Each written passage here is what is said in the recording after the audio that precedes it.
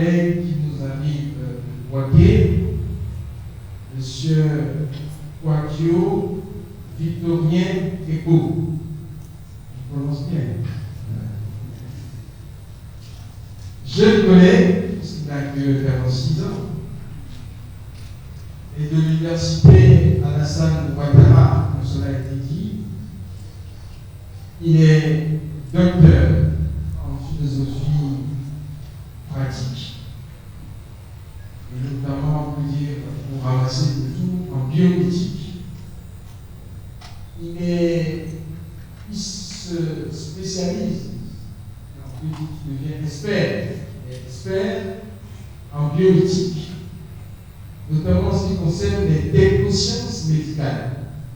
Et il est également expert en philosophie de la technique.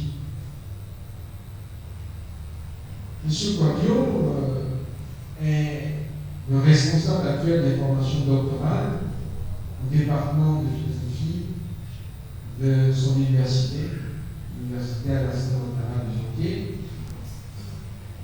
Il est l'auteur de nombreuses publications.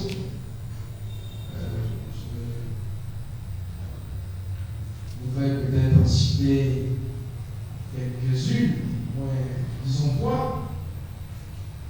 La problématique bioéthique de la migration, le tourisme biomédical à l'ère de la télémédecine. Une autre publication, la chirurgie esthétique pour une réévaluation de l'identité corporelle dans les cultures de l'Afrique noire. Et une troisième, la problématique de la normativité biologique et sociale à l'ère du biopouvoir. Ces différents articles que je viens de citer sont publiés dans des revues scientifiques de son pays, mais également à l'échelle internationale. Ce matin, M. Eco, Victorien Eco, voudrait nous entretenir sur le thème qui nous a été présenté tantôt, mais je le reprends, le respect de l'humain en Afrique, des avatars de l'économie au droit à la santé. Alors, qu'est-ce qui se cache sur ce thème? Il va nous le dire, mais il voudrait globalement nous faire comprendre les enjeux du respect de l'humain dans les pratiques médicales, dans nos pays, dans les structures, les différentes structures médicales, puisque l'accès même à la santé connaît des fortunes diverses. Est-ce que nous pouvons réellement parler de droit à la santé dans nos pays africains? Je pense qu'il va nous éclairer sur ces questions. Et il a des propositions à faire. Notamment, il propose un contrat d'éthique inclusif. Il nous dira en quoi ça consiste. Monsieur Eco, Victorien, je vais vous laisser. Merci bien, cher. J'exprime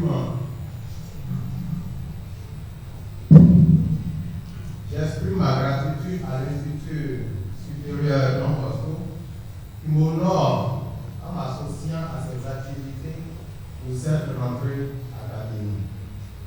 Je remercie le chancelier pour sa contribution à la coordination des activités du diocèse. J'exprime ma reconnaissance au directeur de l'Institut et avec ses collaborateurs. Je rends un vibrant hommage aux maîtres qui sont ici présents et à tous les enseignants.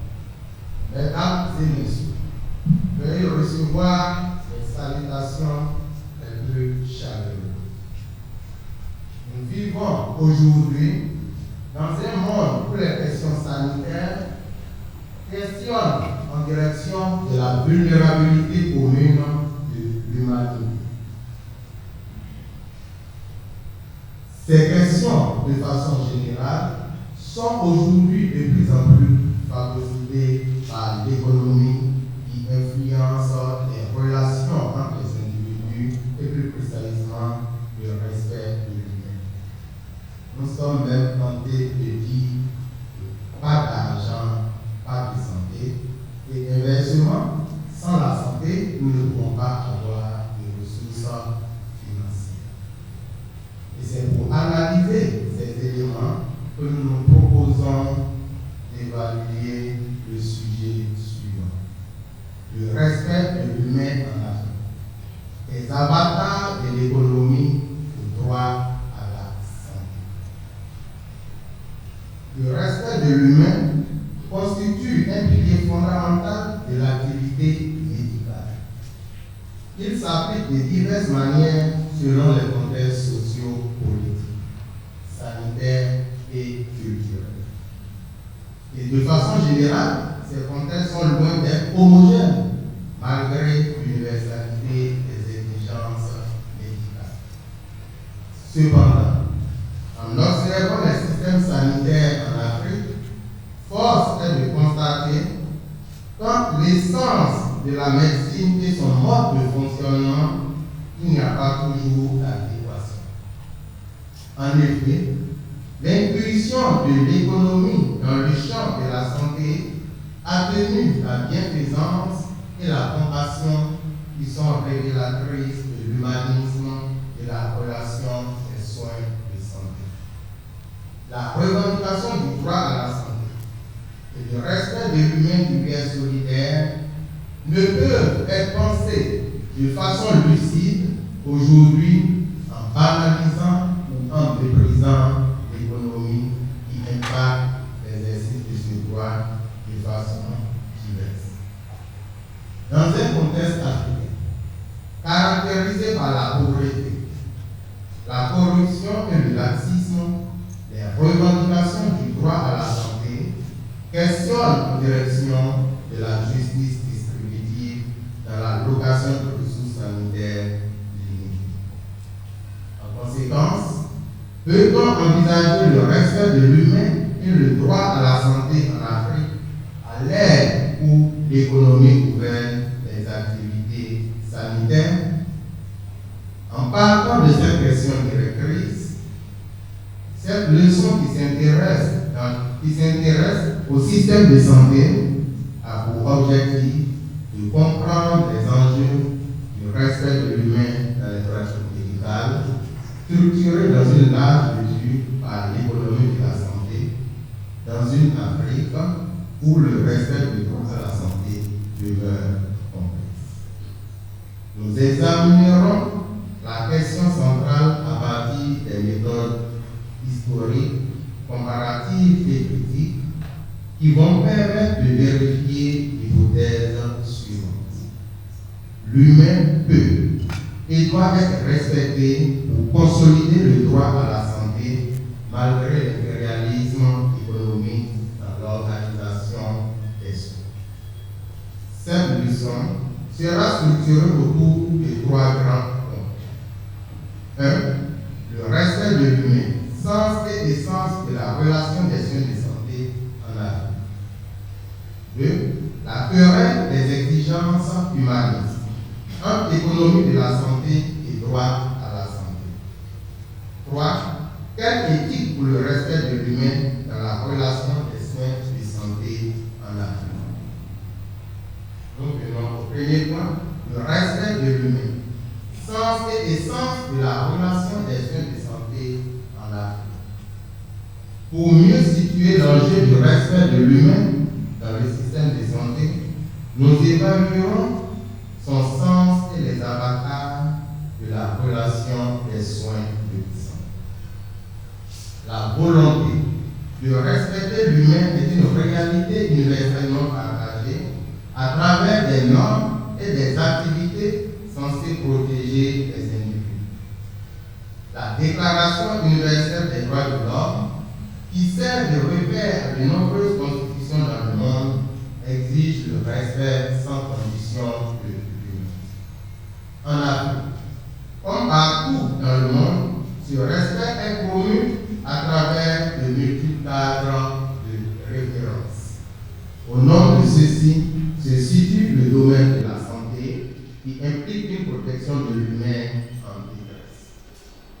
Le culte de l'humain en Afrique s'exprime selon Gay à travers la solidarité qui suppose qu'on partage tout, les bons comme les mauvais moments. Ce sentiment de solidarité a pour corollaire l'hospitalité, la coopération, mais aussi la co-responsabilité. Ces différentes valeurs qui contribuent au respect et à la protection de l'individu dans les sociétés africaines continuent de dispenser du sens face à l'adversité de la maladie qui suscite une solidarité familiale et parfois communautaire. Le respect de l'humain implique le droit à la vie et le droit à la santé. Dans cette logique, l'article 16 de la Charte africaine des droits de l'homme et des peuples estime que les États partis à la présente charte s'engagent à prendre les mesures nécessaires en vue de protéger la santé de leur population et de leur assurer l'assistance médicale en cas de maladie. L'accès égal et à tous aux soins de santé impliquant la non-discrimination est essentiel pour respecter l'humain. Et pour s'engager dans cette logique, le respect de l'humain, il y a des tests de l'OMS, de l'UNICEF, il y a en Afrique ici, par exemple, la déclaration d'Abuja, l'initiative de Bamako, et dans la profession médicale, il y a l'école d'éthique et de déontologie, le serment d'Hippocrate, etc. Il y a aussi les plans nationaux de développement de la santé. Et tous ces éléments constituent l'aspect théorique du respect de l'humain. Parce que quand on dit respecter l'humain, il faut d'abord un cadre normatif qui va orienter les actions. Mais nous ne devons pas rester exclusivement dans la spéculation, puisqu'il faut effectivement mettre en œuvre ces éléments pour respecter l'humain. Le sens du respect de l'humain est structuré par des valeurs relatives à la liberté, à la solidarité et aux soins de santé. Sans être statique, ces valeurs s'enrichissent avec l'évolution de la société et des mentalités. Cela justifie la nécessité de questionner en direction de l'essence et de la dynamique de la relation des soins de santé qui constitue une réalité anthropologique. L'essence et l'évolution de la relation des soins de santé. Les soins de santé ont une histoire arrimée à la religion. Lorsque nous nous référons à la racine sémantique du mot hôpital, qui est l'espace dédié aux soins, il renvoie à hospitium. Ce qui fait penser à l'hôte, ou à la maison où l'on accueille humainement celui qui séjourne de façon charitable. Dans cette logique, jusqu'au XVIIe siècle, et même encore aujourd'hui, Hôtel Dieu fut donné comme le nom de l'hôpital. La médecine est une vocation qui permet de répondre à la convocation des sujets souffrants afin de combattre leurs maux dans un engagement désintéressé. L'essence de l'hôpital est l'hospitalité. Elle implique la charité et la bienfaisance qui concourent à l'amour et au respect du sujet. Le respect du droit à la santé dans les pays africains était une réalité parce que les États étaient à la fois producteurs et financeurs des soins qu'ils redistribuaient gratuitement. En Afrique, au sud du Sahara, au lendemain des indépendances, c'est la conception de la santé pour tous qui était à règle et la gratuité des soins du système dominant. Cependant, la situation économique des pays africains durant les années 70 et 80, caractérisée par une stagnation et une récession économique et par l'aggravation des conditions sanitaires, dirigeants de ces pays ainsi que les instances internationales à remettre en question le système de fourniture gratuite des soins. Le principe de santé pour tous, promu par l'OMS, avec une logique égalitariste de la justice, va progressivement céder le pas à une conception libérale de la justice qui exige une contribution financière des patients. L'organisation de l'hôpital, qui est le noyau du système de santé, se situe désormais dans un système de relations et d'interaction avec les acteurs économiques. L'hôpital est devenu une entreprise capitaliste. Ces services sont vendus aux patients qui sont désormais considérés comme des clients selon particulier. Le système de santé serait désormais à l'avantage des riches et non des pauvres ou des indigents comme à l'origine. Et cela contribue à une dégradation médico-économique du respect des individus. Toutefois, dans une société de consommation, peut-on séparer les impératifs économiques des soins de santé? L'économie n'est-elle pas un facteur de production des soins? Les États peuvent-ils assurer toutes les dépenses de santé de leur population? Les réponses à ces questions préfigurent les querelles légitimes autour des exigences humanistes et du droit à la santé qui sont de plus en plus déterminées par la logique marchande. Nous passons à la deuxième articulation intitulée La querelle des exigences humanistes entre économie de la santé et droit à la santé. La médecine à visage humaniste tend à devenir une médecine à visage économique avec le patient qui devient client. L'initiative de Bamako, à la suite de la déclaration d'Alma-Ata, contribue à une restructuration du droit à la santé à travers des exigences économiques relatives à l'accès aux soins. Toutefois, à en croire l'aspect équitable de l'initiative de Bamako a été négligé. L'offre de soins est parfois proportionnelle à la capacité de l'individu ou de ses proches à assumer ses implications économiques. Un pauvre peut-il avoir accès à la dialyse ou à une greffe malgré sa liberté d'accès au centre de santé? Puisque par principe, tout le monde est libre d'aller dans le centre de santé de son choix. Mais lorsqu'on est pauvre, est-ce qu'on peut aller? Est-ce qu'on peut avoir accès à ces missions? À qui la faute? Est-ce au médecin, à la famille, à la communauté ou à l'État? Ces questions vont nous conduire à évaluer le point suivant: l'économie de la santé, de la promotion à la déshumanisation du droit à la santé. L'économie est un vaste domaine qui s'intéresse à plusieurs activités humaines. Elle est la discipline qui analyse la production, la répartition et la consommation des biens et services. Appliquée à la santé, elle relève une spécificité qualifiée d'économie de la santé. L'économie de la santé, selon Majoni Ntiago, s'intéresse à l'obtention, à la diffusion et à l'utilisation de la santé dans une population grâce à la prévention, aux soins et à la modification des habitudes.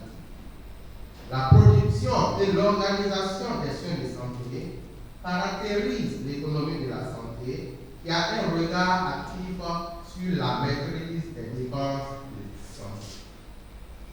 L'économie est une source d'épanouissement du droit à la santé. Parce que pour revendiquer de façon légitime ce droit et la qualité des soins, il faut des produits pour satisfaire les demandes. Parce que si on n'a pas produit,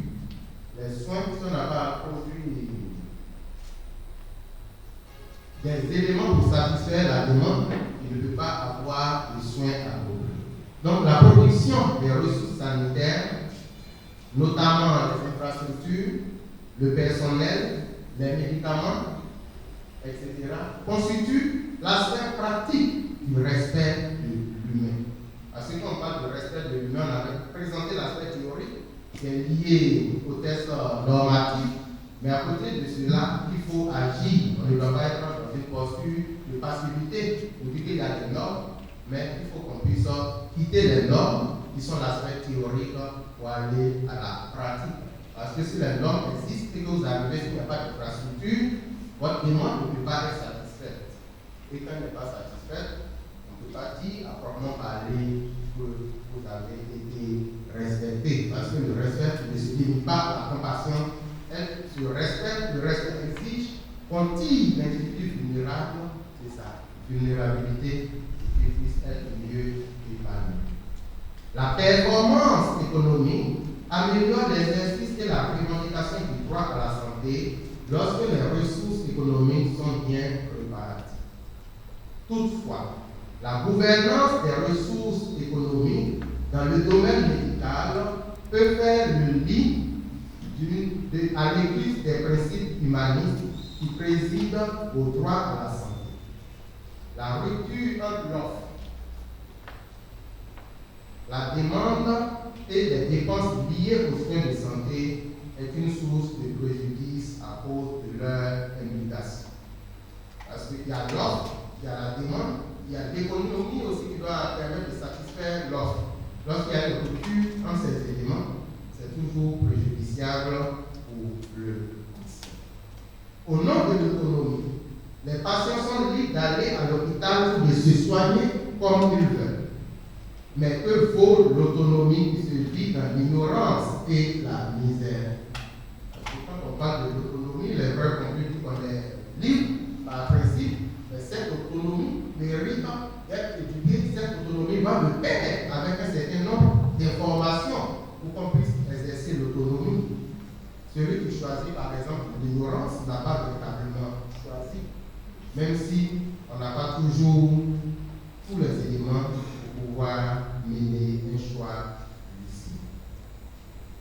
Peut-on parler d'autonomie chez un individu qui manque de sérénité financière et qui refuse d'aller à l'hôpital malgré l'agressivité et l'adversité de la maladie? La revendication du droit à la santé se fait pour être compétitive. Elle va au-delà du thérapeutique parce que l'état de santé compte dans l'évaluation du mérite. Si on veut évaluer votre mérite, quelles que soient vos performances, si vous êtes un grand malade, ce n'est pas évident que vous soyez par exemple recruté dans une structure. Donc votre mérite est associé à l'état de santé. Parce que votre état de santé peut influencer votre production. Le droit à la santé et le mérite sont imbriqués avec le but de la performance dans les sociétés de consommation contemporaine. S'il est irréaliste de revenir à une gratuité totale des soins, des investissements peuvent être faits pour améliorer l'égal accès aux soins en interrogeant les écueils du droit à la santé. Le droit à la santé permet aux individus de revendiquer les soins pour prévenir ou restaurer la normalité de leur organisme.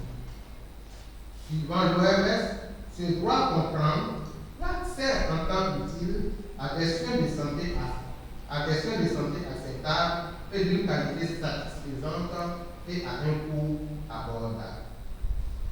La satisfaction des besoins de santé participe à la mise en œuvre du droit à la santé qui requiert une confiance entre les acteurs et principalement entre les professionnels de la santé et les patients. La relation médecin-patient entre en crise à cause de l'attitude de certains professionnels de la santé. Peu nombreux sont les praticiens qui prennent encore le temps d'avoir une approche globale, humaine et humaniste du patient, et qui ne sont pas de simples machines à prescrire des ordonnances. Donc généralement, quand on va, la rue, on prescrit des ordonnances seulement, sans prendre en compte certains éléments qui peuvent être liés à notre histoire de la société. Donc c'est comme s'il y avait une approche partielle, alors qu'il faut une approche globale, parce que des fois, l'environnement dans lequel nous vivons peut avoir une influence considérable sur la maladie et à l'aspect psychologique, ainsi de suite, qui mérite aussi d'être prise en compte pour une médication plus profonde. Toutefois, un médecin débordé par les patients peut-il consacrer suffisamment de temps d'échange à chacun? Comment peut-il respecter le droit à la santé si le tableau technique de l'hôpital n'est pas adéquat? Parce que quand vous partez en disant, vous pouvez avoir le médecin là, mais il arrive qu'il n'a pas le matériel nécessaire pour satisfaire votre demande. Comment expliquer le fait que certaines structures privées soient mieux équipées que les hôpitaux? Vous êtes peut-être couchu et on vous demande d'aller faire des examens au privé. Comment on peut imaginer cela? Est-ce que ça dit que l'individu est plus riche que l'État? Assurément non. Même si, bon, en Afrique, je ne suis pas trop sûr, même s'il y a quelques rares exceptions.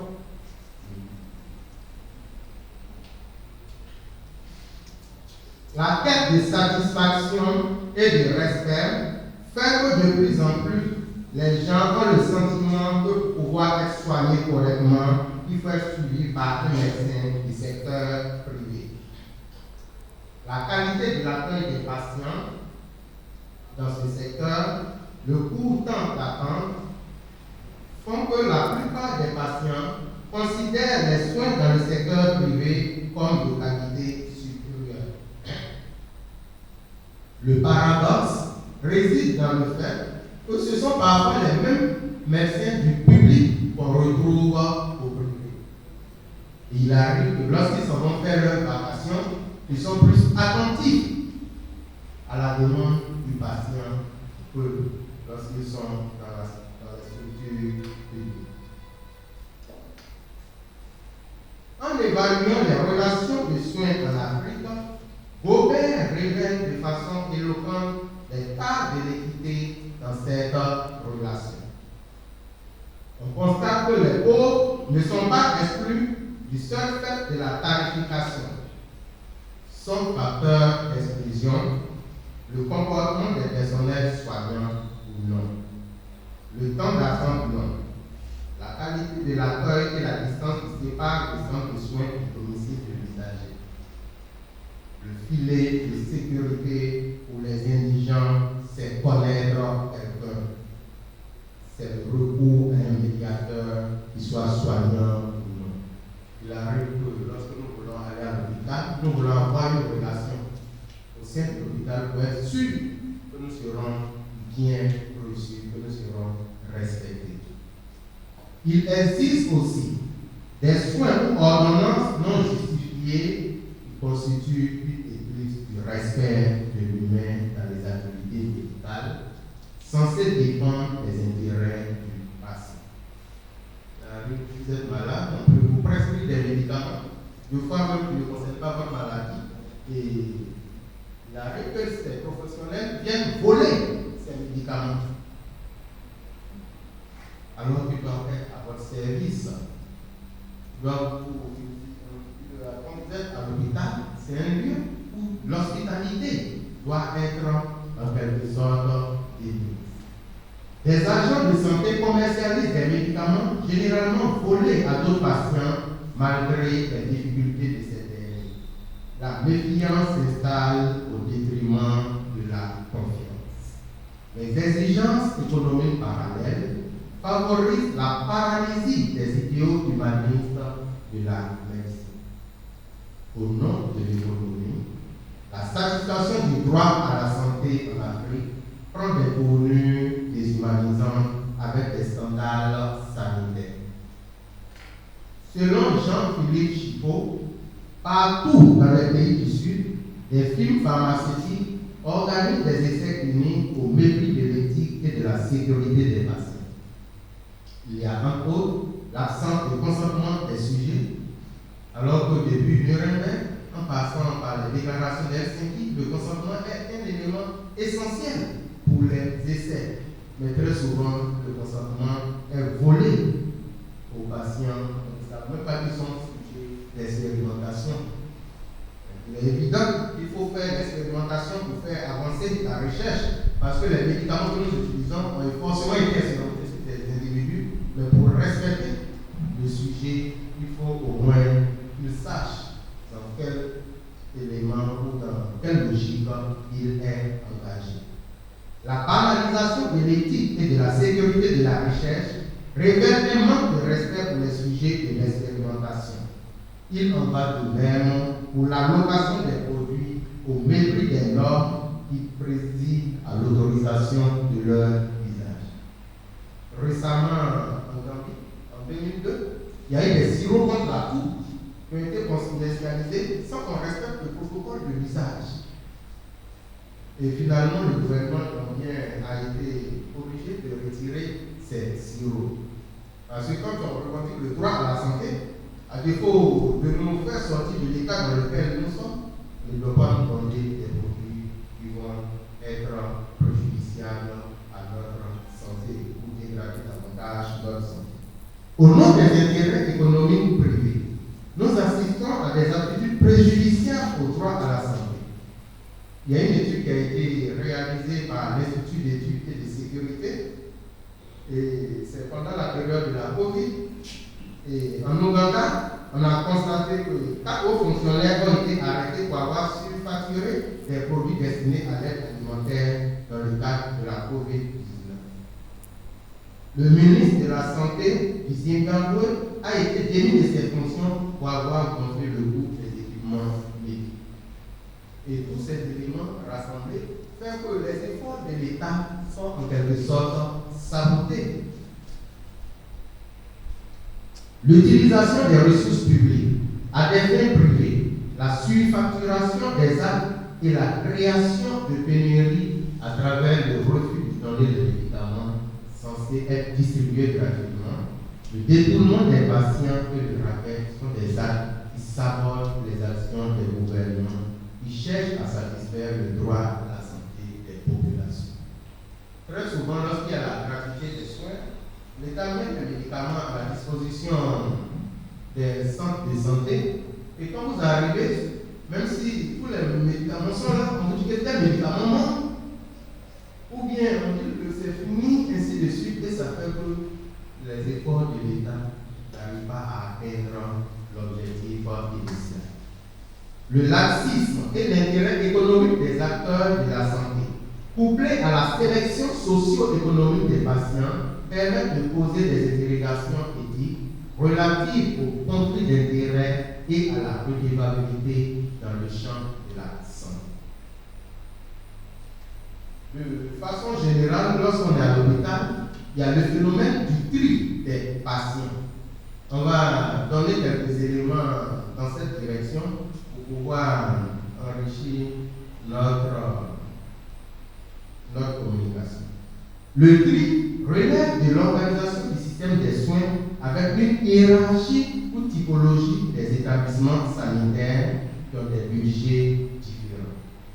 Nous avons par exemple des centres de premier recours, de deuxième recours, de troisième et dernier recours. Généralement, troisième et dernier recours, ce sont les CHU. Premier recours, nous avons les centres de santé communautaires. Deuxième recours, les hôpitaux généraux. Ces différents tri favorisent une prise en charge rapide et efficace des populations.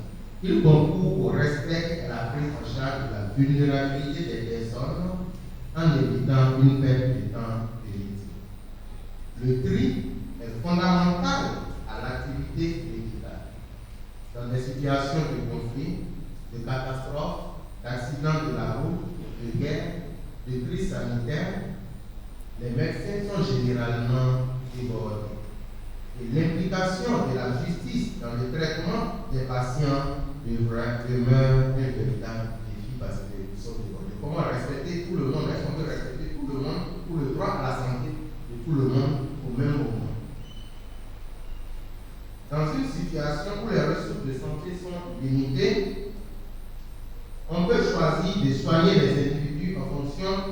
gravité de leur maladie en accordant la priorité à ceux qui nécessitent une assistance urgente, sans distinction de classe sociale. Si les victimes, la gravité de l'état du patient constitue le baromètre de la décision du soignant.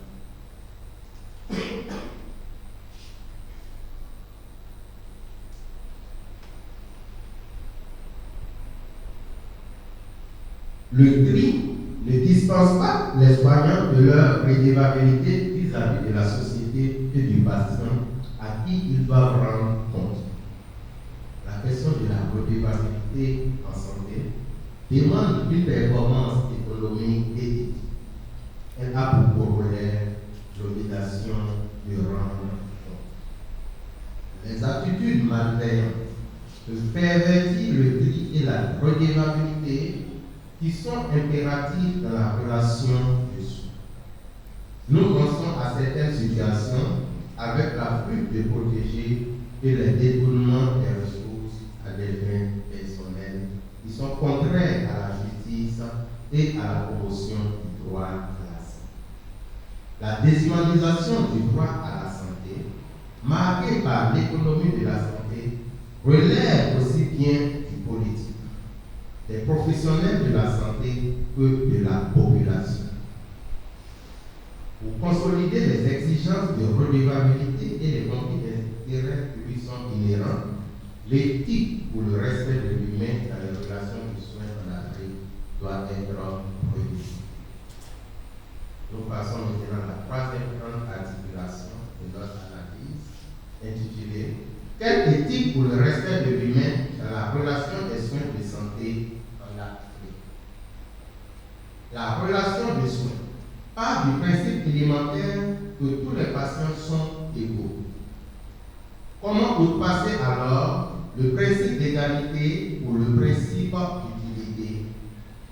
Comment le tri devient-il opérationnel dans un contexte où la médecine est par principe humaniste?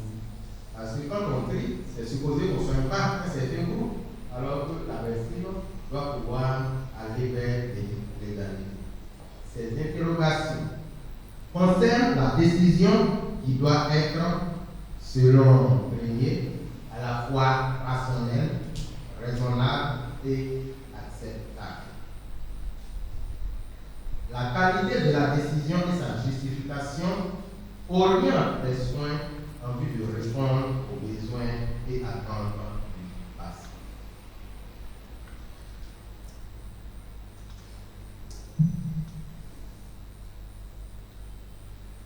Pour répondre aux besoins et attentes du patient, il faut, de façon générale, un nouveau contrat éthique pour la gouvernance sanitaire. Et le nouveau contrat éthique doit contribuer à vacciner la société africaine contre la corruption pour déconstruire les discriminations qui sont un terreau favorable pour la misère du droit à la santé. Et quand on parle de la corruption ici, c'est à tous les niveaux que cette corruption doit être déconstruite, en partant des gouvernements jusqu'aux individus ou aux différents responsables des différentes structures. Vous voyez généralement au nom de la corruption, lorsqu'il y a des changements de pouvoir, quand on fait le bilan, on voit les fortunes amassées généralement par la classe dirigeante. Même si ces ressources ne suffisent pas, si c'est bien reparti, ça peut améliorer la situation sanitaire des centaines ou de millions de personnes en fonction de la population. La solidarité à travers la gratuité ciblée des soins, les assurances, la couverture maladie universelle doit être renforcée pour plus d'égalité dans l'accès aux soins.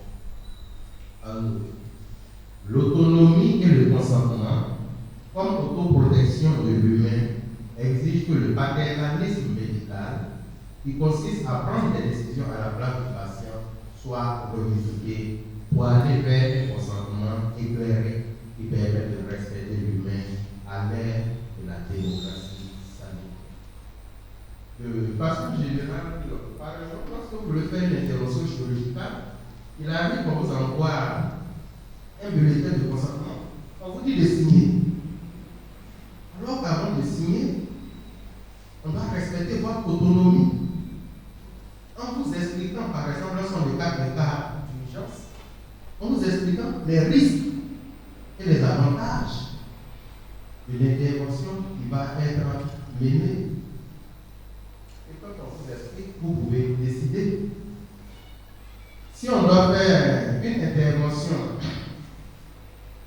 qui peut vous permettre, par exemple, d'être en bonne santé, et qu'il y a un risque élevé pour que vous perdiez, par exemple, votre virilité, ce n'est pas le médecin qui doit choisir seul.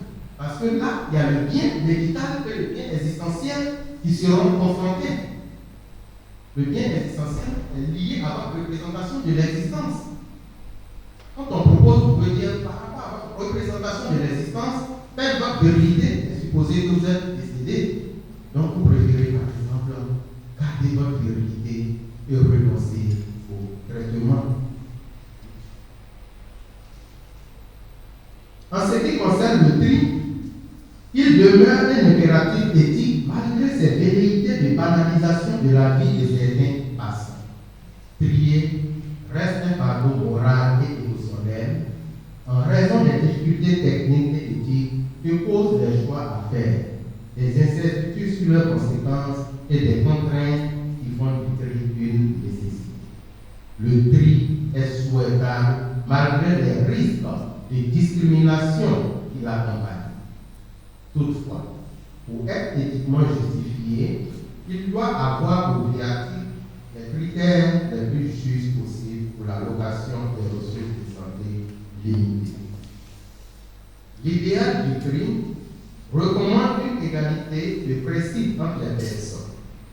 Sa mise en œuvre en Afrique rencontre des écueils relatifs à la dignité sociale et au statut de certains individus. La répartition sans discrimination des soins entre individus nécessite des exceptions.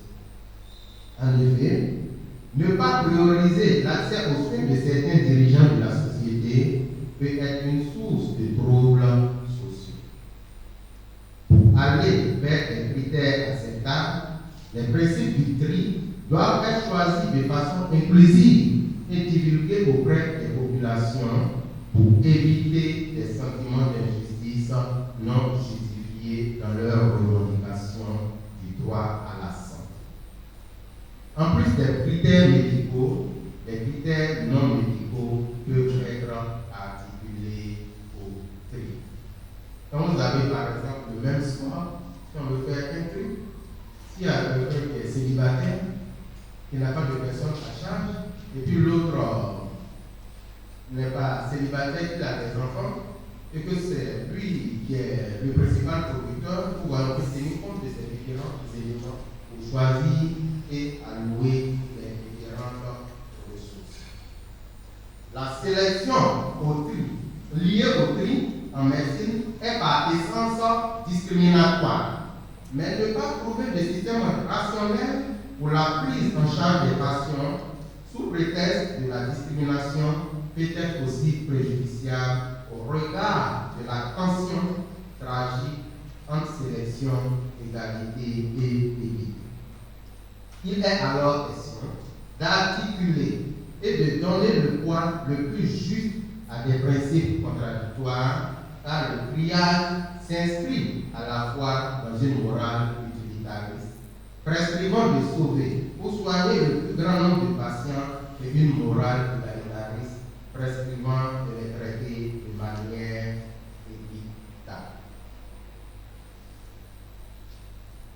Avec les principes utilitaristes, la priorité peut être donnée aux individus qui ont le moins besoin de soins ou selon le principe d'utilité médicale à ceux dont les traitements ont des bénéfices les plus probables en termes de durée et de qualité de vie. Vous pouvez arriver à l'hôpital et si c'est un rein par exemple on doit transplanter, on peut regarder et juger entre vous deux à qui serait pas apporter, par exemple, plus de bénéfices. Donc, à partir de cet instant, on peut évaluer à partir de l'âge, à partir de l'expérience moyenne de vie, et puis avec d'autres critères médicaux pour pouvoir allouer la ressource, puisque c'est une ressource rare. Les critères utilitaristes font allégeance à la maximisation du bien et au bonheur social total.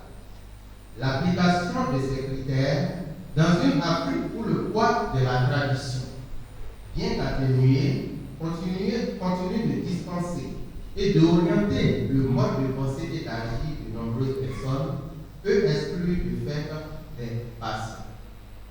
Dans cette logique, le droit des mœurs ou l'utilité sociale influencerait le choix des personnes à prioriser. Malheureusement, même élaborées collégialement, les décisions de tri sont toujours problématiques parce que les critères traduisent en les médicalisant les normes sociales et morales dominantes, voire reproduisent des hiérarchies politico-historiques entre les critères égalitaristes priorisent l'égalité entre les membres de la famille humaine. Avec ces critères égalitaristes, on dit tous les hommes se valent. Selon Daniel Zertel, le critère de tirage au sort traduit le mieux une conception égalitariste de la justice. Il peut servir de critère de troisième rang après l'application d'un critère utilitariste ou démocratique pour choisir entre deux patients produisant la même utilité ou ayant le même bien. Le critère premier arrivé, premier servi peut être considéré comme délétère dans une situation où les soins doivent être réalisés en urgence. Donc, quand nous sommes dans une situation d'urgence, même si vous êtes arrivé premier, vous pouvez ne pas être traité en même temps. Parce que l'autre a une situation, il est tout seul vulnérable, mais sa vulnérabilité est plus accentuée. Donc, on pourrait éventuellement le prendre en charge avant. Il est utile de faire recours aux critères de correction des inégalités qui accordent la priorité aux plus malades, aux plus pauvres. Ces critères relèvent de la discrimination positive. Pour un meilleur respect de l'humain, les critères ci-dessus présentés ne doivent pas être appliqués mécaniquement ou de façon rigide sans tenir compte des contextes. Ils peuvent être combinés en fonction de la situation concrète à gérer. Nous allons maintenant à la conclusion. Le droit à la santé est actuellement le fruit de l'entrelacement entre les valeurs traditionnelles relatives aux soins et les exigences économiques qui entraînent l'égal accès aux soins de santé. Dans une Afrique où le taux de pauvreté est élevé, nous assistons à une difficile et douloureuse construction de l'humanisme par la faute des acteurs politiques, des professionnels de la santé et des citoyens ordinaires, usagers des structures de soins. La perversion des exigences humanistes dans le domaine médical ne saurait être généralisée à tous les acteurs parce qu'il y a certains qui exécutent leurs fonctions avec une conscience éthico-professionnelle non discriminante exemplaire.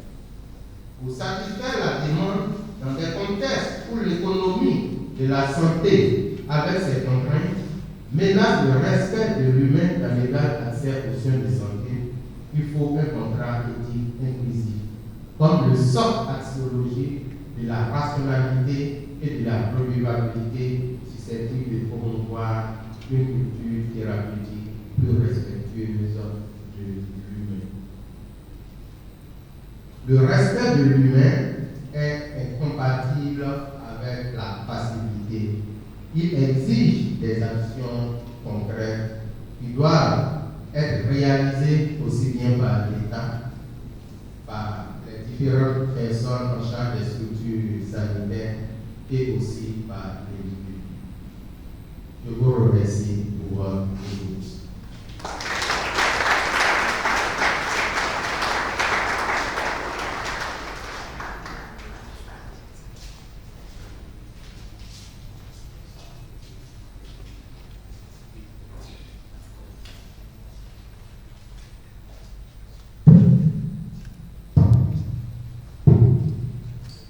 Voilà, merci. Vos applaudissements traduisent, je suppose, votre écoute attentive et votre satisfaction.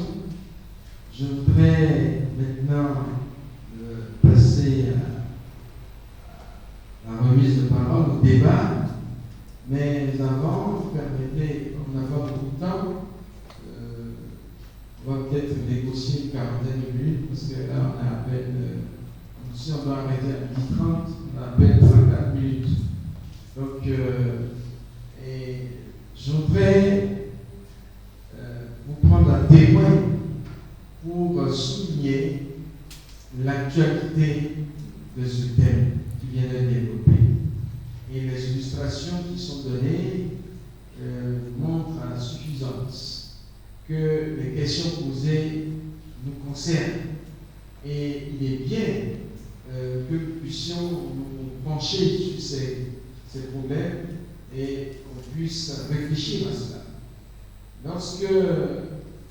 Victorien Rico présente ce développement, je pensais également aux travaux du révérend père, secrétaire général Togui, qui également a travaillé sur ces questions-là. D'ailleurs, je le voyais sourire de temps en temps.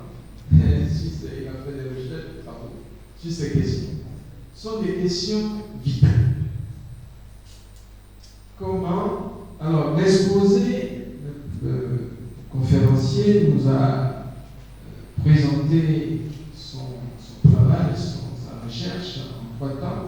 D'abord, il a montré que sur le plan normatif, théorique, il a rappelé les tests qui encadrent les pratiques médicales, partant des individus, des structures, jusqu'au sommet au niveau mondial. Mais il a en même temps relevé, assez rapidement d'ailleurs, que au-delà de cette approche normative, il faut rapidement voir concrètement qu'est-ce qu'il en est. Alors quand on descend au niveau justement de la pratique, on voit qu'il y a des distorsions importantes. Alors dans une deuxième partie, il a développé justement, il a fait un diagnostic de cette distorsion en montrant l'évolution entre les pratiques initiales qui étaient généreuses, qui voudraient promouvoir l'accès de tous à la santé. On dit que la santé, c'est le premier bien, évidemment, on en convient tous. Et dans les programmes des États, au niveau de l'OMS, tout le monde met l'accent sur l'importance, et on n'a pas tort, l'importance de la santé. Mais dans les pratiques, les choses sont engrainées par la corruption, par les questions liées à des considérations d'intérêt économique. Et également, il a montré que, il a cité quelques scandales, mais il est parti vers des pays plus lointains. Et en fait, nous en avons ici. Nous en avons au Togo, cette semaine même. Nous sommes quel jour aujourd'hui? Nous sommes le vendredi. Cette semaine même, c'est des scandales au CHU de Kara ont été révélés. Je crois que c'était certains collègues ici qui m'ont envoyé ça par WhatsApp sur les réseaux sociaux. Donc, des corruptions avérées, mais notoires. Des situations qui interpellent non seulement le gouvernement, mais toute la hiérarchie. Le conférencier a parlé de ce que certains appellent la pyramide sanitaire. Vous avez les dispensaires locaux, vous avez le district, vous avez, et puis au sommet, vous avez le CHU. Et effectivement, ce qu'il a relevé, vous pouvez aller au CHU, la structure qui est supposée être au top.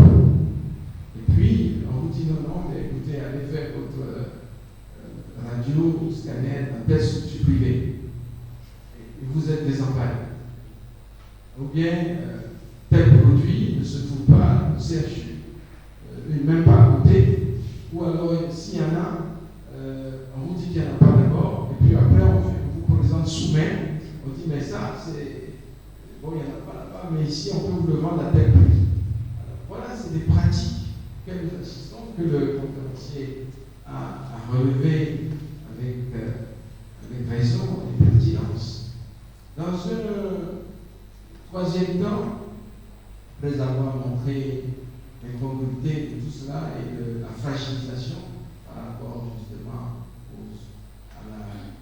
au respect qui est voulu de l'humain et qui fragilise donc cet objectif, cet idéal, il avait venu dans une troisième partie à s'interroger sur quelle éthique pour le respect de l'humain dans les relations de soins. Et là, il propose un nouveau contrat.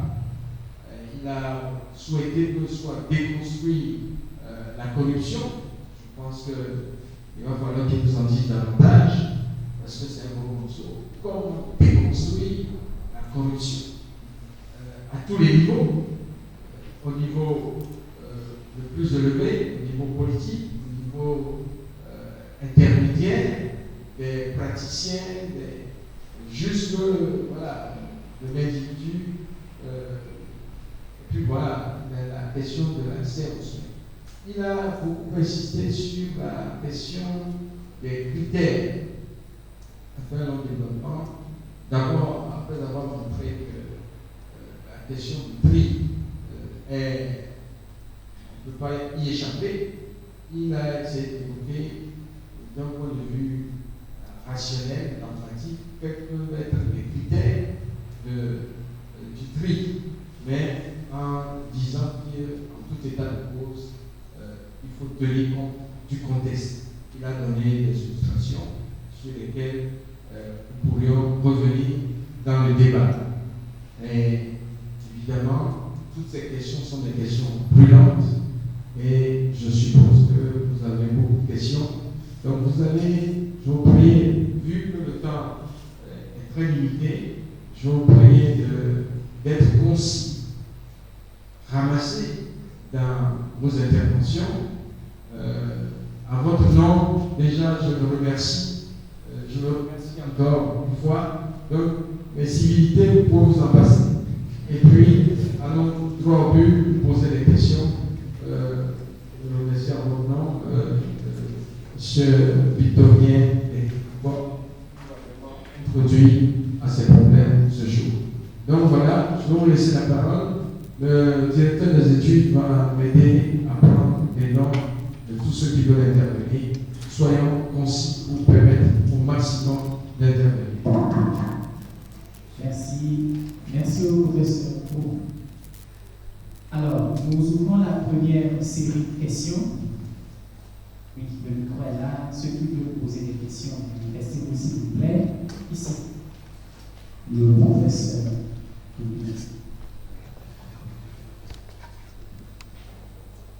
Oui.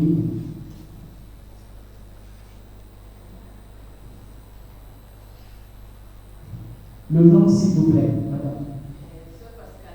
Sœur Pascaline. Oui, il y a une main là derrière. Pardon? Oussa Maxime. Oussa Maxime.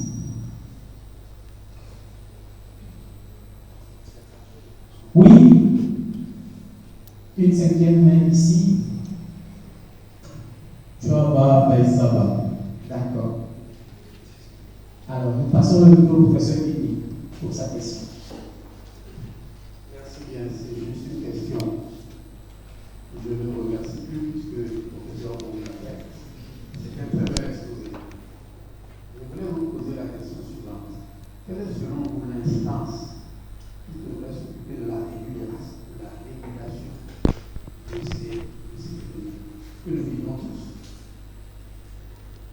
l'incidence de la régulation.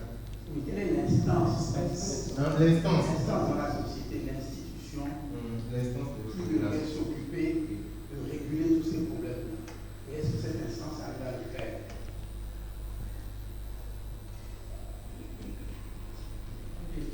Merci. Le micro, professeur Nababou. Merci. Donc, il est bien vrai qu'il n'y a pas de temps, mais je voudrais quand même vous remercier le conférencier. Parce que, comme le modérateur a dit, on avait évalué ensemble la thèse du Père Topé. Il était mis, moi j'étais ici. Donc, c'est un plaisir pour moi de le retrouver. Donc, monsieur le conférencier, soyez les bienvenus. Et encore une fois, merci. Par rapport au problème qu'il a abordé, lorsqu'il parlait, à un moment donné, il a ivoirien. J'ai cru qu'il était togolais. Pourquoi? Parce que tout ce qu'il raconte, c'est ce que nous vivons ici. La corruption dans la partie médicale. Quand vous allez, il est bien mal le médecin, lorsque le médecin il soutient ta thèse, à un moment donné, on lui demande de prêter serment. Et en prêtant serment, il jure qu'il a respecté la vie. Une fois qu'il finit, il va à l'hôpital. C'est l'argent qu'il cherche. Vous venez, il ne va même pas que telle personne est malade, il est venu pour qu'on le soigne. Vous venez comme ça, comme il a dit ici, à un moment donné, il a acheté les médicaments, on prend ça pour cacher. Et le patient vient, on prend tout le temps et on prend de l'argent. Et je peux dire aujourd'hui que ce qui tue, vous allez dans les hôpitaux publics ici, le médecin chef, vous n'allez jamais le rencontrer comme ça. Il ne va jamais vous consulter. On vous demande d'aller dans sa clinique. Vous allez dans sa clinique, il est permanent. Pourquoi? Parce qu'il recherche de l'argent, il laisse la santé des patients. Vous allez dans sa clinique, il est là, il vous consulte. Et c'est les ordonnances qui pleuvent. Il vous demande de telle analyse et il fait rentrer de l'argent. Donc, ce qui fait que vraiment, comme le conférencier l'a dit, nous déplorons cette partie-là, au cœur de laquelle, au lieu que ce soit l'humain qui prenne le devant, au lieu de respecter l'humain, on assiste plutôt à une corruption généralisée qui fait que plutôt, je peux dire que parfois ce sont les médecins qui nous tuent. J'allais assister, on dit quelqu'un a été opéré, il est mort. Au Togo, je n'ai pas d'accord avec la traduire le médecin à la justice. Malgré tout ce que les médecins font, ils sont quand même toujours. Le patient malade, on le dit. Tout ce qui se passe, on le dit au médecin. Et le médecin continue. Donc je crois que vraiment c'est un cri. Et il faudrait que nous le levons tous pour dire non à ces mauvaises pratiques. Sinon, on essaie d'avoir pas acquis le tout. Comme on peut le dire. Je vous remercie.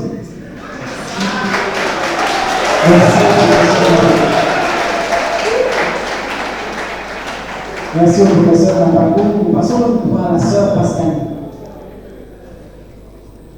Merci beaucoup. Je voudrais d'abord remercier le professeur pour la pertinence et l'actualité de sa réflexion.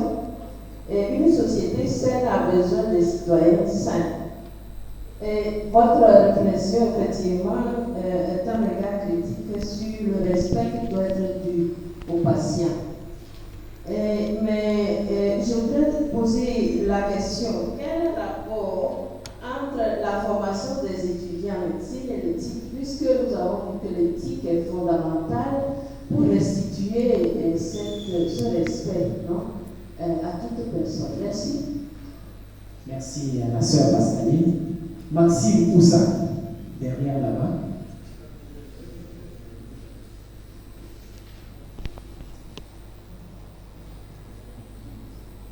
Ok, merci. Je remercie l'Institut pour ce thème. Et je remercie aussi le docteur pour son développement. Et vous avez souligné dans votre développement la vulnérabilité des sociétés africaines et en termes de la santé.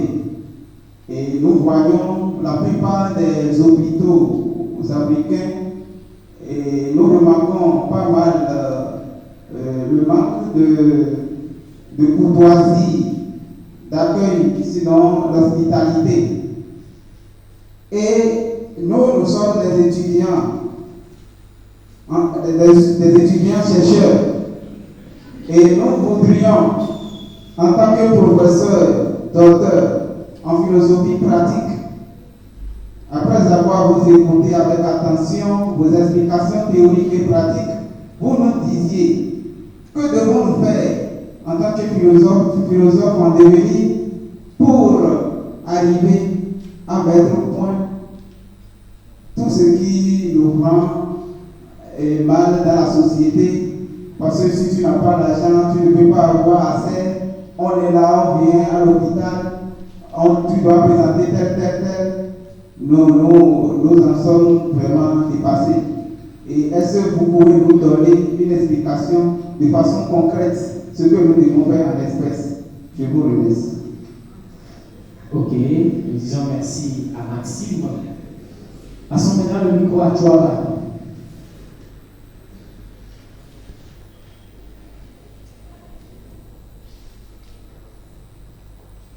Merci au conférencier pour la présentation qu'il a faite. Alors, j'ai une question qui est celle-ci.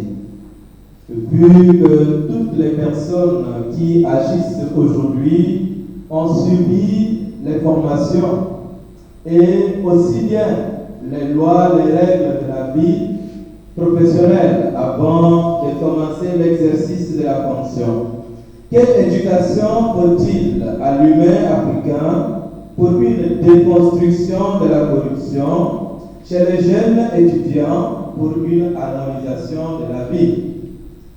Merci. Merci aussi. Alors, je repasse la parole au professeur au modérateur pour la gestion de cette première série de questions. Merci. Oui, merci, monsieur le directeur des études. Dans ça, je vous laisse la parole, chers collègues.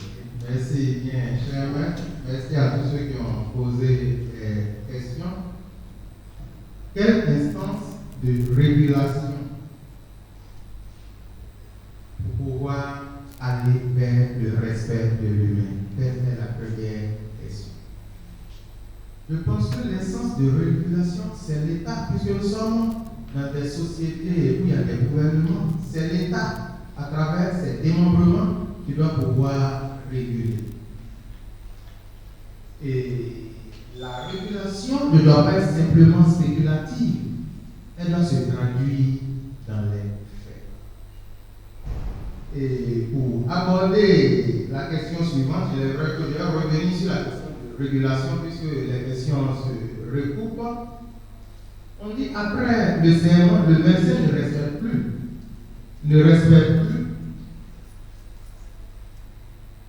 Après le serment, le médecin ne respecte plus les normes.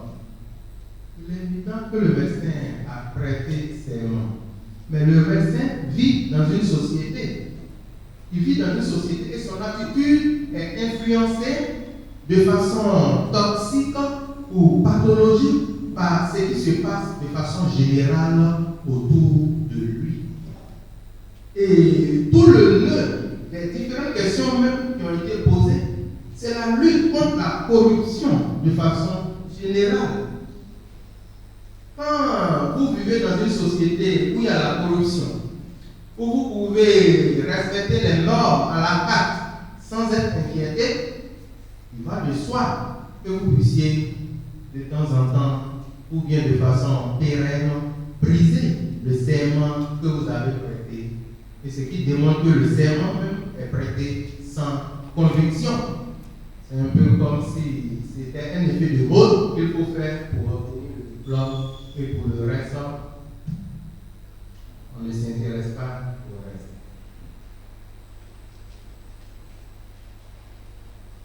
Le rapport entre la formation des médecins et l'éthique, ça recoupe la question précédente. De façon générale, dans les UFR de sciences médicales, les médecins font des cours de droit et il arrive qu'ils fassent des cours d'éthique. Mais c'est la même chose, c'est la conscience individuelle de chacun dans le respect aux normes. Tout cela est lié au rapport de l'individu aux normes. Notre rapport aux normes est complexe. Il faut dire que les problèmes de l'Afrique en général, ce n'est pas une absence de normes. Tous les problèmes que nous avons, Ce n'est pas une absence de normes, parce que quand on fouille, on voit des normes qui permettent de réguler de façon directe ou indirecte les problèmes que nous avons, particulièrement dans le champ de la santé. Mais comment respecter les normes? L'obéissance aux normes que nous-mêmes nous sommes prescrits, c'est là le problème. C'est pour cela que je parle de la corruption qui doit être en quelque sorte déconstruite. Et le manque de courtoisie, d'accueil, qu'est-ce que nous devons faire? On doit pouvoir éduquer les médecins. Mais pas les médecins seuls, parce qu'ils ne sont pas en dehors de la société. C'est la population en général qui doit pouvoir se situer dans une logique de conversion. Conversion au sens de changement de regard pour que nous puissions aller vers un nouveau contrat éthique. Et ce nouveau contrat éthique doit nous permettre de nous vacciner contre la corruption, puisque tout tourne autour de la corruption. Et quand on parle de la corruption, c'est depuis les gouvernants qui doivent servir d'exemple. Parce que quand le gouvernement n'est pas corrompu, tout peut aller. Parce qu'il arrive que dans les instances de décision, il y a des acteurs qui veulent mener leur activité de façon exemplaire. Et il y a des autres qui viennent, et pour parler comme le commun des mortels, vous dites l'autre vient de là-haut. Et ils sont contraints souvent de troquer leur intégrité au profit de l'ordre est supposé venu de là-haut. Donc c'est dans cet élan ou dans cette perspective que nous nous situons. Lorsqu'on parle de la corruption, elle se situe dans une logique complexe. Et pour sortir de la corruption, j'insiste, ça doit commencer par le gouvernement. C'est un peu comme dans une famille. La rigueur du père de famille réjaillit toujours sur le comportement ou l'attitude des enfants. Parce qu'ils savent que tel comportement, le père de famille ne va pas tolérer. Mais généralement, quand les gouvernements sont corrompus et des gens ont des protecteurs au sein du gouvernement, ça ne peut pas aller. Vos efforts, même quand vous faites des efforts pour dénoncer, ces efforts restent vains. Vous devenez, la normale devient normale. Et le normal devient en quelque sorte pathologique. Et c'est vous qui êtes considéré comme la source du mal, parce que vous êtes dans l'élan de la vérité, de la justice et des normes qui sont censées aller dans la perspective de la protection et du respect de l'humain.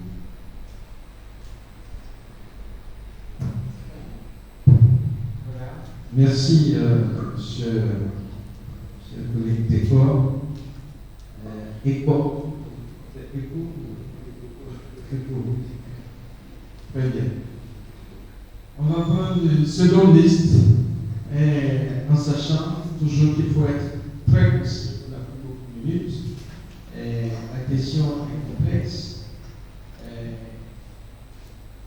Allons davantage vers, pour le diagnostic, nous avons plus ou moins tous vécu ou assisté à des incongruités, on a des témoignages et tout. Ok? Mais réfléchissons maintenant. Comment déconstruire la corruption dont il est question qui est centrale dans cette affaire? Et comment nous, en tant que société africaine, vous les jeunes qui allez prendre la relève demain, comment vous comptez faire en sorte que ces dysfonctionnements-là cessent, ou en tout cas soient drastiquement réduits? Voilà. Essayons de réfléchir à ça. Merci, professeur. La deuxième série, donc, le nom s'il vous plaît. Marius Pontas. Marius Pontas. Ok. Monsieur Marius Pontas. Oui, le professeur, monsieur Aboumadon.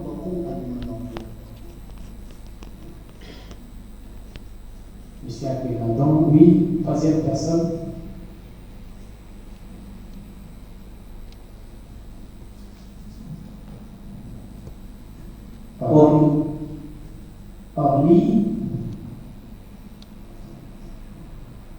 José. José. Il y a une main ici. Ah. Oui. Je vais les ajouter. Monsieur Ali. Pardon? Monsieur Ali. Monsieur Ali. Ok. Alors, il y a la main du directeur ici. On va l'ajouter.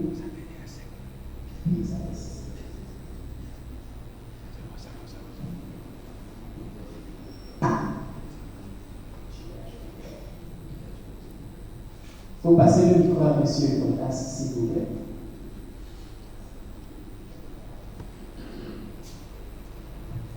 Merci, cher maître, pour la parole. Vous avez remercié anonymement à tous. Je voudrais maintenant, à mon tour, remercier anonymement l'Institut pour cette belle conférence. Je le dis pourquoi la thématique est intéressante. Elle est intéressante parce qu'elle convoque une notion qui n'a pas été dite ici, l'interdisciplinarité. Et je voudrais, en guise de solution à nos problèmes, me demander si la solution là ne passe pas par la culture de l'interdisciplinarité. Si le médecin est formé à l'éthique, si le médecin, dans sa formation, a bénéficié d'une dimension sociale, c'est-à-dire de la sociologie, si le médecin, dans sa formation, bénéficie des aspects juridiques, je pense qu'il serait plus complet. C'est vrai qu'il y a des unités d'enseignement, mais cela ne suffit pas. Je pense qu'il faut cultiver l'interdisciplinarité. Moi, je suis juriste. Et en droit, qu'est-ce qu'on dit? Ce qu'on transmet au médecin, c'est la responsabilité. Quand est-ce que la responsabilité du médecin est mise en jeu? Sa responsabilité est mise en jeu quand il est prouvé qu'il n'a pas usé de tous les moyens pour sauver. Donc, il est astreint à une obligation de moyens, mais pas à une obligation de résultat. C'est-à-dire qu'il n'est pas obligé de guérir, mais il doit démontrer par A plus B qu'il a usé de tous les moyens. Et quand il est assigné devant les juridictions, c'est la question qu'on lui pose. Est-ce qu'il a usé de tous les moyens? Donc je pense que c'est un peu la question, c'est une question de responsabilité.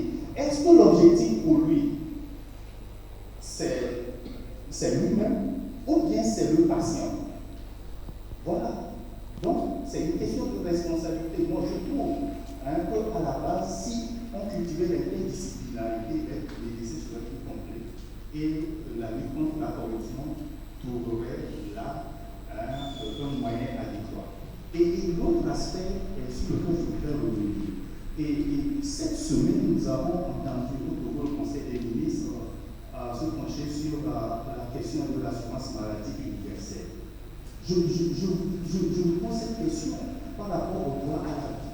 Le droit à la vie, on a évoqué le droit à la santé. Le droit à la santé a un lien avec le droit à la vie. On ne dit pas bien si on est malade, si on est souffrant. Donc le droit à la santé participe au droit à la vie. Alors, je me demande si l'assurance santé universelle évoquée permet aux indigents de pouvoir revendiquer un droit à la vie. Pourquoi est-ce que je pose cette question? Je pose la question parce que même pour aller bénéficier d'une assurance, il y a un minimum de participation qu'il faut faire en guise d'assurance. Vous savez, vous donnez, et c'est une solidarité qui est organisée. Je me demande si cette assurance santé universelle permet à l'indigent de pouvoir revendiquer un droit à la vie. Je vous laisse. Merci à M. Tontas. Est-ce que micro à M. Abdelmadon? Merci de me donner la parole. Est-ce que surtout pour le choix de ce thème qui est d'actualité, qui interpelle tout le monde, pas simplement les médecins, parce que je suis un peu peiné, parce que les interventions donnent l'impression que pour la santé d'un individu, c'est seulement le médecin qui a une certaine responsabilité. C'est en cela que je vais d'abord poser la question de savoir s'il y a un praticien de la médecine dans la salle ou bien autour de la table. Je vais souhaiter qu'il y ait quelqu'un comme ça, parce que nous avons vécu dans ce pays tout ce que les médecins eux-mêmes souffrent et leurs nombreuses revendications pour avoir un plateau qui leur permette quand même d'assurer correctement leur fonction. Alors, je pose la question de savoir qui est responsable de ma santé. Est-ce que c'est seulement le médecin? Moi, très souvent, j'ai remarqué que quand les médecins sont au pied du mur, quand ils font un mauvais pronostic de la survie du malade, le malade devient finalement pipant. C'est-à-dire qu'on vous renvoie de telle clinique à telle autre, ou bien de tel médecin à tel autre, et chaque fois que vous passez chez un médecin, on accuse le précédent qui n'a pas bien fait, finalement le malade, et il ne se retrouve pas. Moi, je voudrais simplement terminer en disant que je rêve d'une société où chacun prend vraiment en charge sa santé, c'est-à-dire l'éducation du citoyen. Parce que c'est à moi que certains ne mesurent pas l'importance de leur santé au regard de leurs agissements, au regard de leurs habitudes. Donc moi je crois que le premier concerné dans cette affaire, c'est le sujet lui-même, le citoyen lui-même. Et moi, j'ai toujours considéré que le médecin doit être un guide. C'est-à-dire que le citoyen doit être suffisamment édifié sur ce qu'il doit faire, l'hygiène de vie qu'il doit mener pour pouvoir, un tant soit peu, avoir la bonne santé. Et maintenant, il va voir le médecin pour l'aider, pour compléter certaines informations. Parce que le médecin, parfois, excusez-moi, il ne fait pas de miracle, il fait selon ses moyens, selon aussi ses compétences. Merci. Merci, M. Aldemadon. Le micro à Orly. Orly. Oui, le troisième. Merci beaucoup pour la parole et je remercie les conférenciers, M. Victorien, pour son exposé. Alors, en admettant avec vous que c'est l'État qui est une première instance responsable de tout ce que nous vivons comme déviation ou dérogation de la part des personnels médicaux, il implique que les personnels médicaux et les médecins se donnent à la corruption, certainement parce qu'ils ne sont pas suffisamment servis du point de vue des rémunérations. Alors, vous, en tant que bioéthicien, et par votre investissement, quels sont les canaux plus pratiques par lesquels vous arrivez à atteindre les acteurs politiques, les personnels médicaux, aussi bien les pauvres patients qui ignorent son droit à la vie ou à la santé. Merci. Merci. José. Merci. J'ai deux questions. La première, je voudrais toucher l'aspect de la responsabilité de l'État vis-à-vis de la population. Et que dire de ce que nous constatons dans certaines zones par rapport à la distance que la population doit faire parfois avant d'accéder aux soins dans les hôpitaux. Parfois, la population doit parcourir des kilomètres et des kilomètres avant d'accéder aux soins. Aussi, que dire du manque de matériel dans les hôpitaux?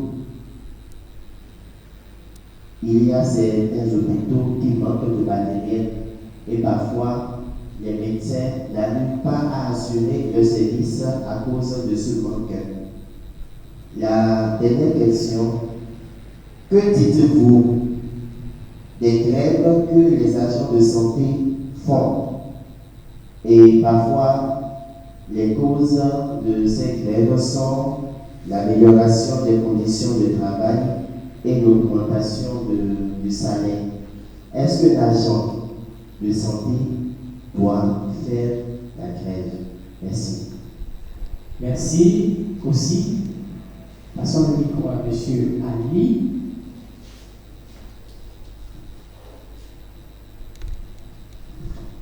Merci. Je voudrais remercier le conférencier. Moi, j'ai deux petites questions. Est-ce que vous pouvez vous mettre debout, s'il vous plaît? Si. Bon, après, j'étais dehors. Ah, voilà. Très bien. Alors, puisque nous parlons de la santé, et notamment du droit à la santé, je voudrais commencer en partageant deux expériences. En 2015, à l'Université de Lomé, j'ai eu la chance de rencontrer une professeure, elle est française, et elle a animé une conférence où elle disait, elle s'est rendue dans une pharmacie de la place, elle a constaté que la plupart des antibiotiques qui s'y trouvaient étaient interdits en France par un décret de 1992. Mais étaient servis. Deuxième exemple, en 2020, j'étais au Faso, notamment dans la ville historique de Tenkrogo, de Naba. J'ai fait le constat, j'étais rendu dans une boutique pour acheter de la mayonnaise. Quand j'ai pris la mayonnaise, j'ai poussé par la curiosité de l'île. J'ai remarqué que la mayonnaise était produite aux États-Unis, mais c'est écrit dessus Only for dog. Only for dog. Voici alors ma question. Quel est alors le lien que nous pouvons établir entre le droit à la santé et les autres droits, tels que le droit à une consommation saine, le droit des médicaments de qualité? Et quelle est alors la place de l'humain, le respect de l'humain par rapport à toutes ces situations liées à la santé? Voici ma deuxième question. Le conférencier disait qu'il faut financer les soins. Alors je dis que l'économie, alors, la condition pour que la santé soit pratique, ou du moins que le droit à la santé soit pratique.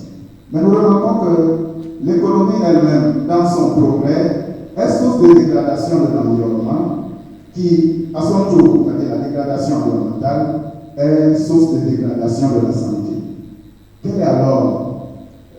Quelle économie faut-il développer pour garantir le droit à la santé? Merci. Merci à M. Ali, le père directeur pour finir la liste.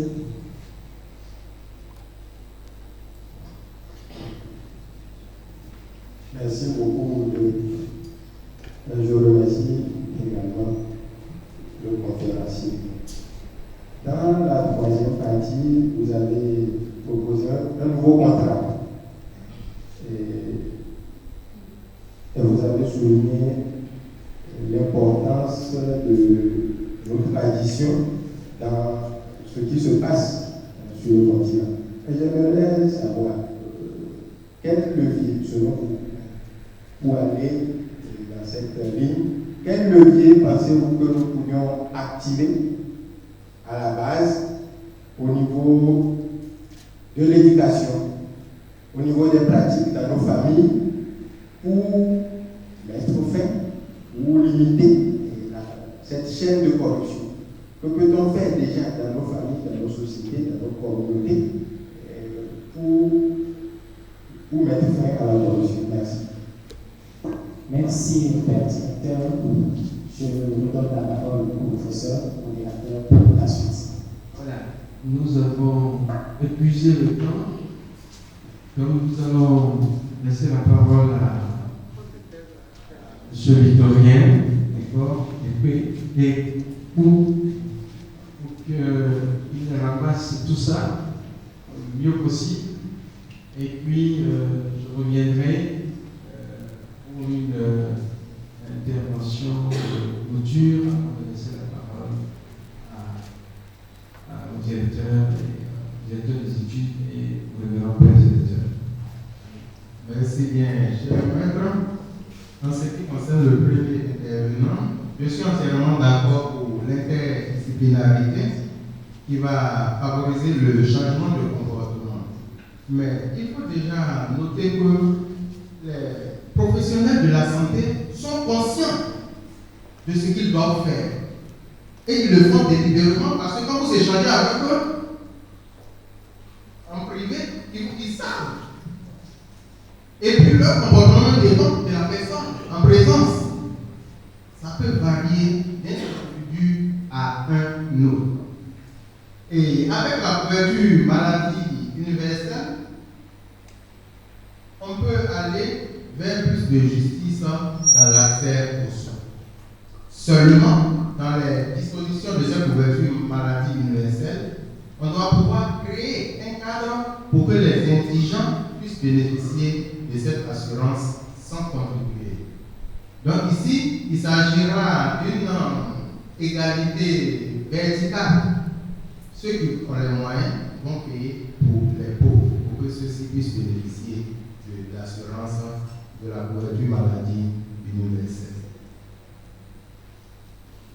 Et lorsqu'on parle des problèmes liés au non-respect de l'humain et du droit à la santé, ça ne concerne pas seulement les médecins.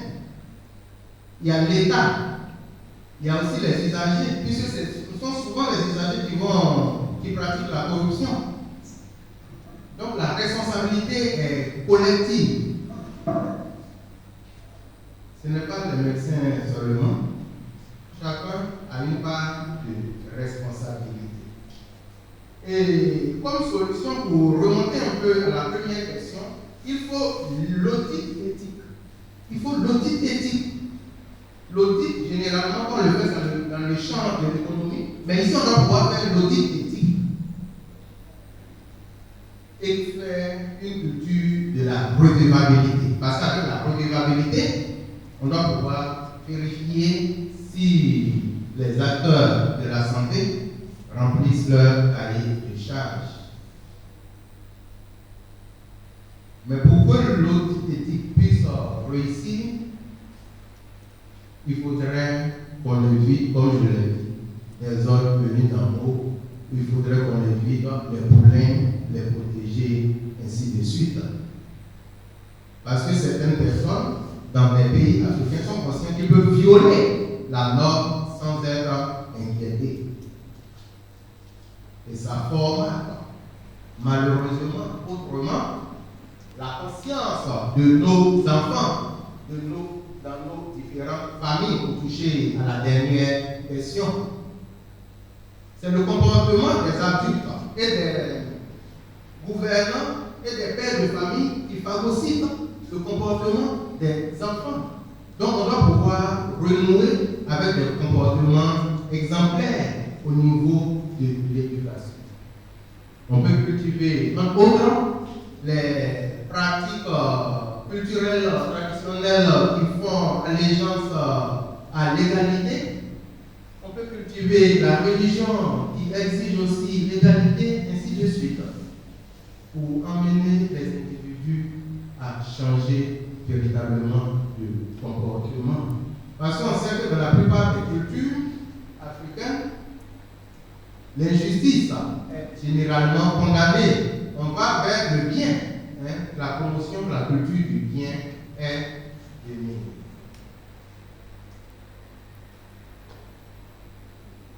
L'État est-il le premier responsable des questions? L'État, bon, quand je dis l'État est le premier responsable, parce que tout ce qui va se passer dépend premièrement de l'État.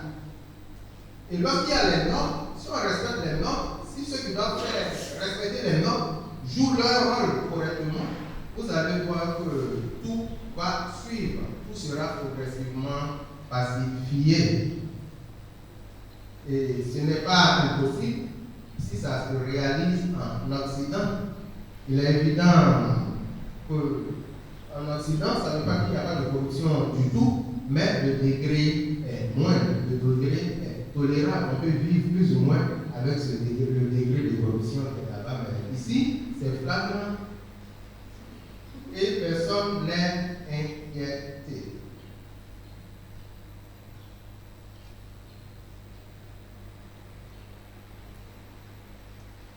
Bon, en ce qui concerne la distance, pour l'accès aux soins, c'est lié à ce qu'il est convenu d'appeler les déserts médicaux. Et j'avais parlé de la typologie des établissements, de la pyramide des établissements sanitaires. Donc déjà avec la typologie, vous voyez que la distance éloigne, que la distance devient de plus en plus longue en fonction de la situation géographique.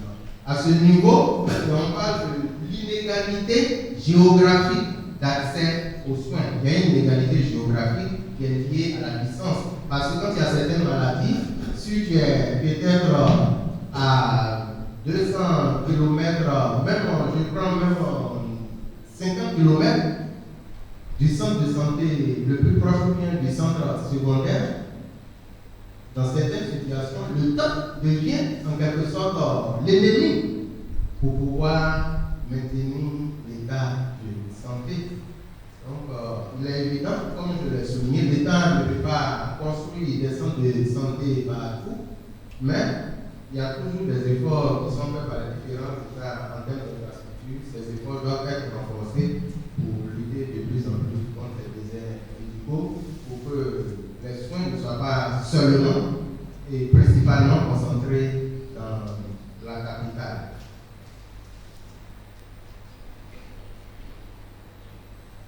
Les antibiotiques qui ont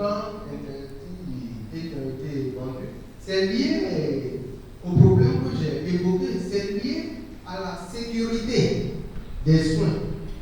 Il y a, en principe, quand les produits arrivent dans un pays, il y a un circuit avant que ces produits ne soient commercialisés pour vérifier. Mais c'est lié au laxisme que je dénonce, c'est lié au laxisme. Sinon, le produit ne peut même pas être commercialisé. Ça ne peut même pas en principe arriver sur le territoire. Parce qu'avant que le produit ne soit livré, les instances qui sont chargées de vérifier doivent savoir que le produit même est interdit. Maintenant, si le produit arrive sur le territoire, on doit pouvoir trouver des moyens pour vérifier. Et c'est souvent quand on ne respecte pas ces différents éléments que ces produits se retrouvent sur le marché. Donc, le lien entre le droit à la santé et les autres droits, on doit comprendre que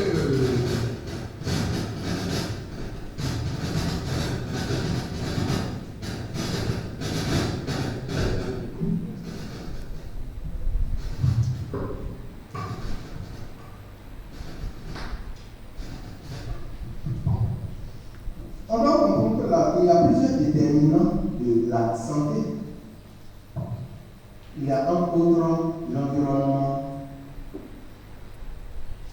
il y a aussi les comportements que nous adoptons, notre mode de consommation, ainsi de suite. Donc, respecter le droit à la santé, c'est respecter tous ces éléments. C'est aussi créer les conditions pour que les individus puissent avoir un bon accès à l'emploi.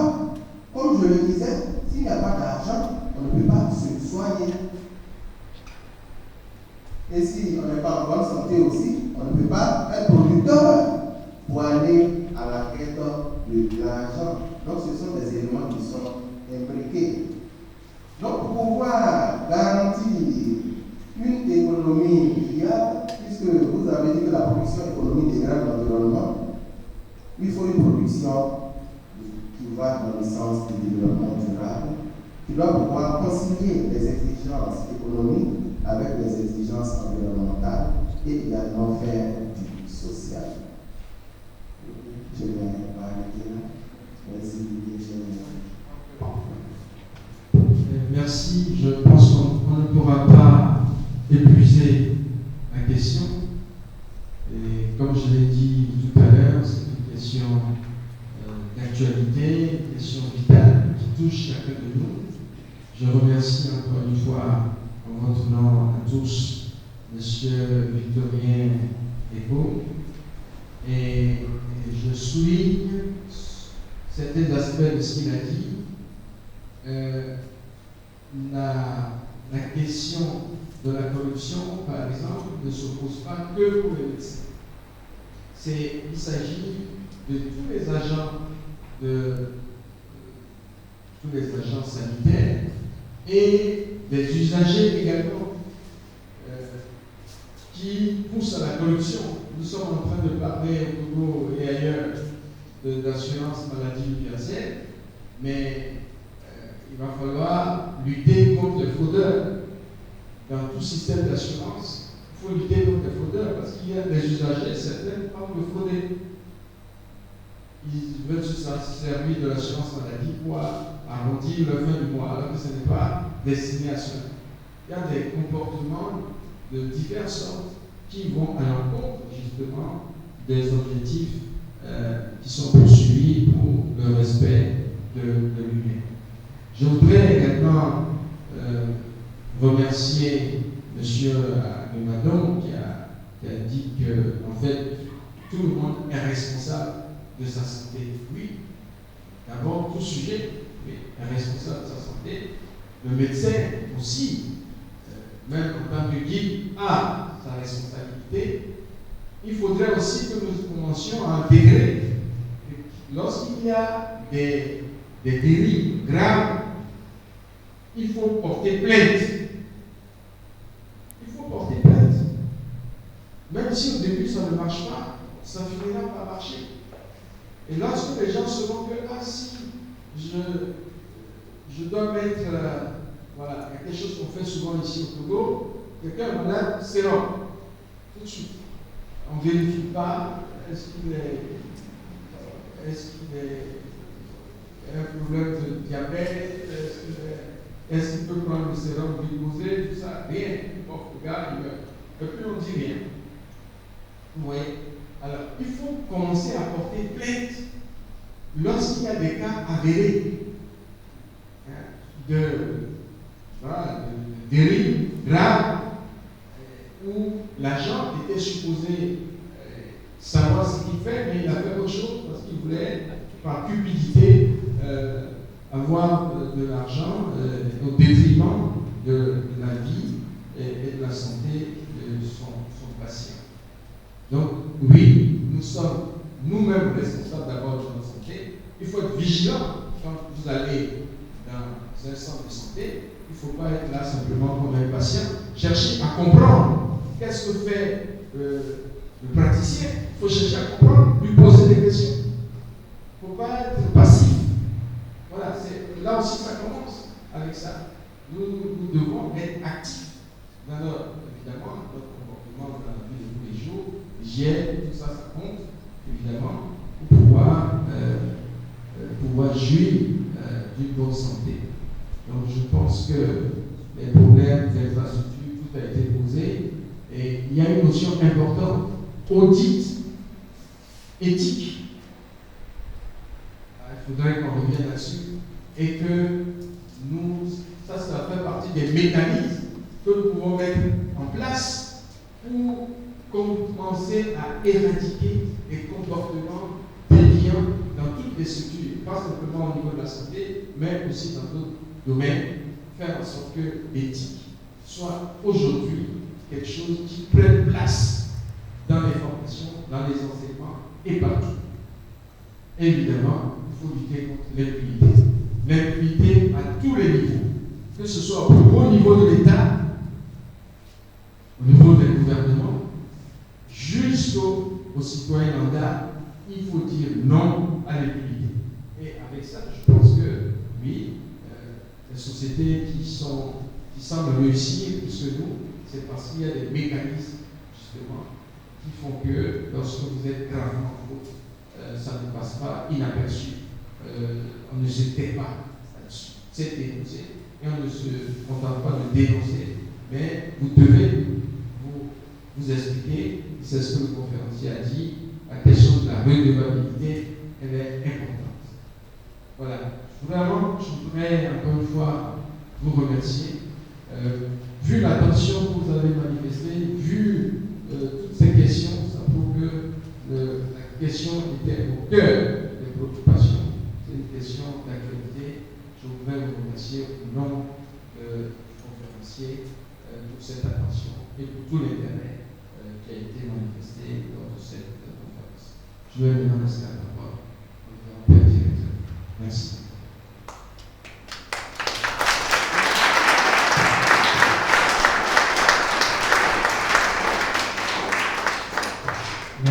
Merci à tous. Merci aux conférenciers, merci au professeur. Nous allons humblement demander au PSG de venir donner les dispositions pratiques et clôturer la matinée.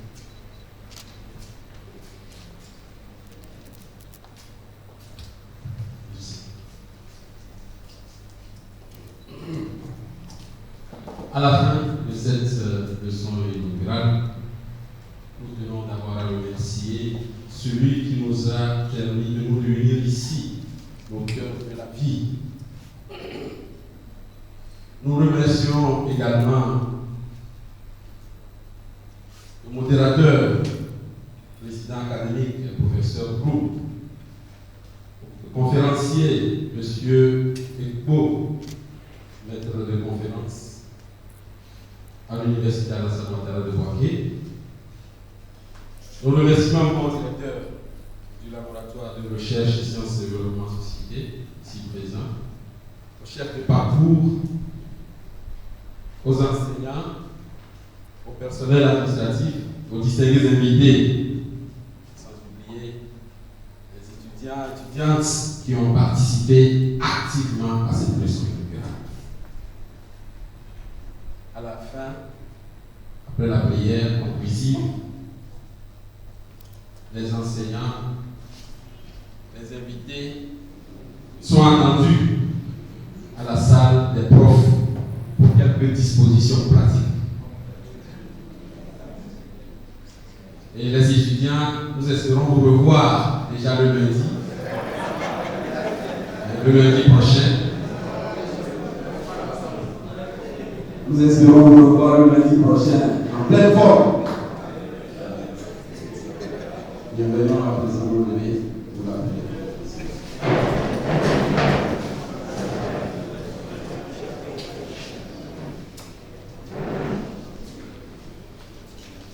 Au nom du Père et du Fils et du Saint-Esprit. Seigneur Jésus, envoie sur nous ton Esprit Saint, pour qu'il fasse de nous des artisans de justice et de paix, d'amour et de pardon.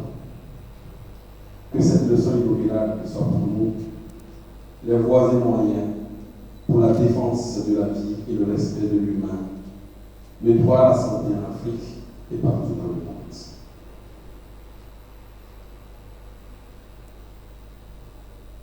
Prions. Aux appels de ton peuple en prière, réponds Seigneur en ta bonté. Donne à chacun la claire vision de ce qu'il doit faire et la force de l'accomplir. Par Jésus le Christ, notre Seigneur. Amen. Le Seigneur soit avec vous. Et avec votre esprit. Dieu Tout-Puissant bénisse, le Père, le Fils et le Saint-Esprit. Amen. À bientôt.